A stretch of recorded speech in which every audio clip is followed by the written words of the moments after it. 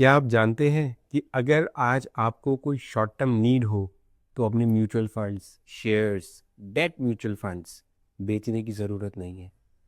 So friends, today I will introduce you the concept of loan against securities.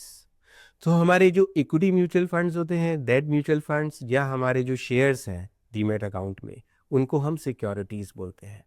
As per RBI guideline, you can take loan against those mutual funds and shares. In general, जो equity investments है उसमें 50% of the loan to value होती है, और जो debt mutual funds होते हैं उसमें 75 to 80% आप वैल्यू का लोन ले सकते हैं।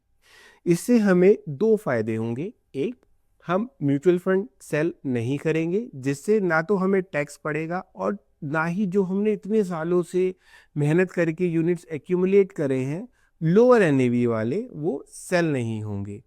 दूसरा, जो म्यूचुअल फंड में रिटर्न होता है लॉन्ग टर्म इन जनरल 15% के अराउंड होता है, और इस टाइप का शॉर्ट टर्म लोन हमें 10% के around annual rate of interest पे मिल जाता है।